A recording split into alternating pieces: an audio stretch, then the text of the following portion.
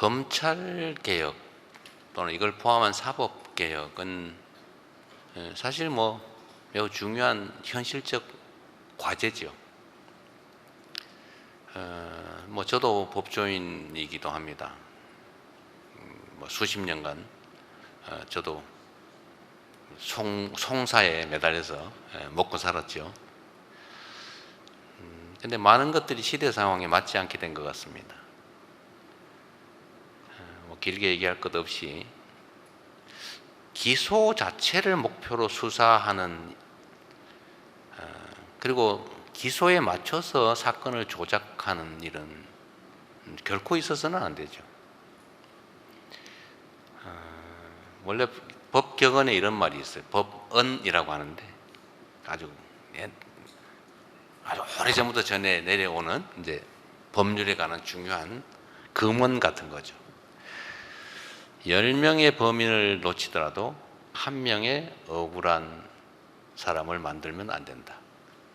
정말로 중요한 겁니다. 인권의 중요성을 지적한 건데 이거 수천 년 전에 원시 사회에서부터 있던 얘기입니다.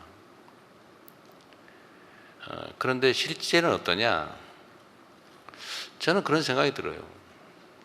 누가 사적인 목적을 가지고 사람을 잡아다가 어디 개인 감옥에 가둬놓고 또는 목숨을 빼앗거나 이게 나쁜 짓이잖아요. 이건 이론의 여지가 없는 나쁜 짓이죠. 절대로 용서할 수 없는. 그런데 만약에 그런 범죄 악행을 막으라고 국민이 준 권력을 이용해 가지고 법률의 이름으로 그런 행위를 한다. 간첩 혐의를 뒤집어 씌워 가지고 사형 선고를 한 다음에 다음날 바로 집행해서 목숨을 빼앗는다.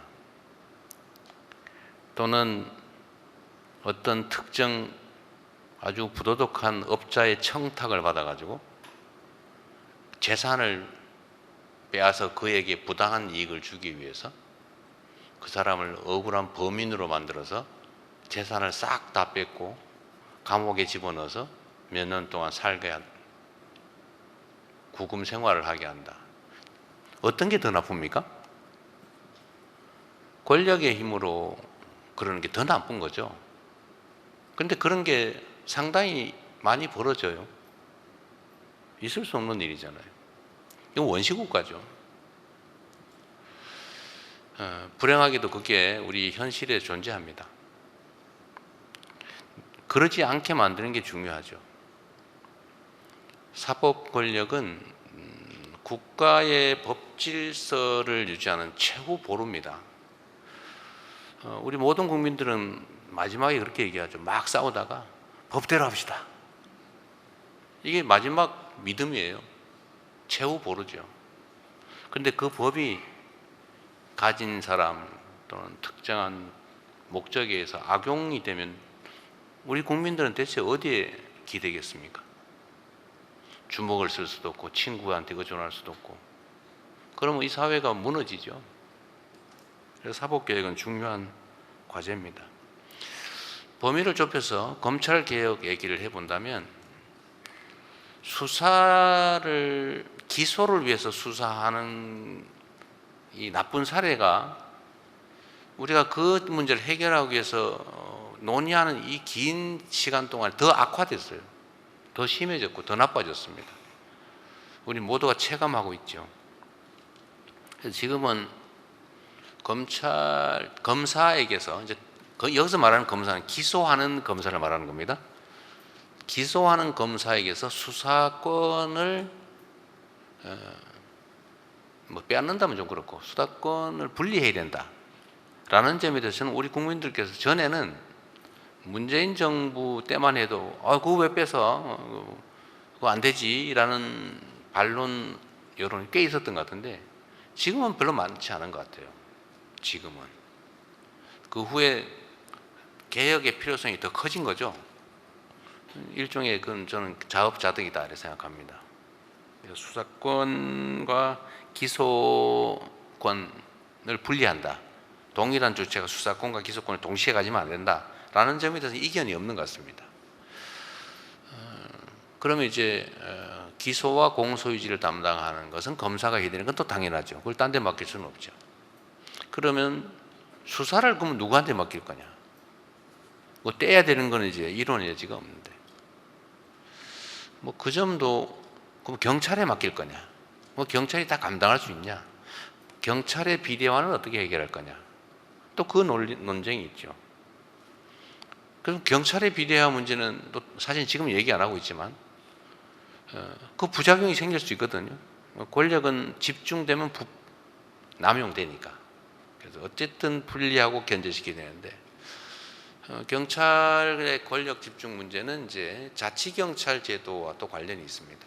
근데 그건 지금 여유가 있으니까 좀 나중에 미루더라도 수사권과 기소권을 분리한다라는 점은 이견이 없습니다.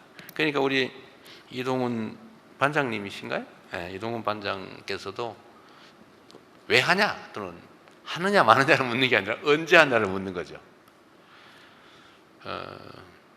추석 전에 하자라고 지금 당대표 후보들부터 열심히 말씀하시는 것 같습니다. 제도 자체를 그때까지 어릴게를 만드는 건 가능할 수도 있을 것 같아요. 또 국회에서 하면 저야 뭐 어떻게 할 수 없잖아요. 국회가 뭐 제가 마음대로 할 수 있는 것도 아니니까. 그런데 완벽한 제도가 정착되기까지는 한참 걸리겠죠. 그러나 중요한 거는 뭐 그때까지 정리할 수는 있겠죠. 국회가 결단하기 나름이다 말씀을 드립니다. 저는 뭐 협의는 하되 국회를 존중해야 되겠죠. 다만 이 과정에 이제 이 검찰 인사 문제가 사실은 걸려 있어요.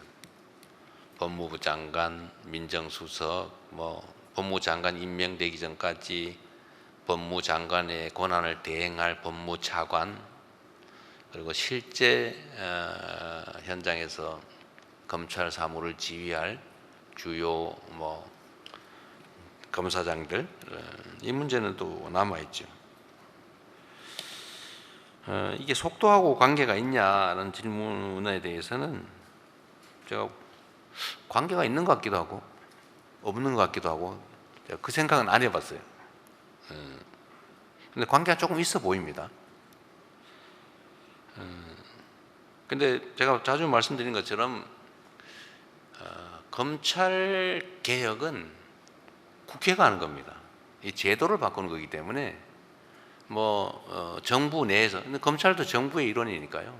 정부 안에서 서로 타협해 가지고 정할 문제가 아니고 국회가 입법적 결단을 할 사안이기 때문에 우리 정부에서 할 일은 그로 인한 갈등, 부작용 이런 걸 최소화하는 게 필요하죠.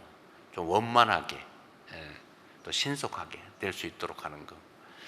그러려면 이제 우리 대통령실 안에도 또 정부 안에도 또 검찰을 좀 잘 이해하는 사람이 맞는 게 유용성이 있겠다. 그런 판단을 한 겁니다. 그리고 그 담당자들이 아까 잠깐 말씀드렸습니다만 그 담당하는 주요 인사가 과거에 누구와 가까웠느냐, 그 가까웠고 아는 사람이고 뭐 인연 있는 사람을 다 골라내면 남는 게 거의 없을 것 같아요. 말씀드린 것처럼 그러나 공무원, 특히 그게 누구든 간에 직업 공무원은 선출된 권력의 의사에 따를 수밖에 없어요. 뭐 안 따르면 바꾸면 되지. 임기가 있는 선출직이나 임기가 있는 공직자와는 다르잖아요. 뭐 누구든 간에 제가 아무 때나 바꾸면 되죠. 결국 대통령이 결단할 사안, 그리고 국회가 입법할 사안들이어서 그 개별 인사에 대해서는 너무 걱정하지 않으셔도 된다. 그 말씀을 좀 드리고 싶고요. 속도와 관계가 있는지는 아까 말씀을 드린 것 같습니다. 네.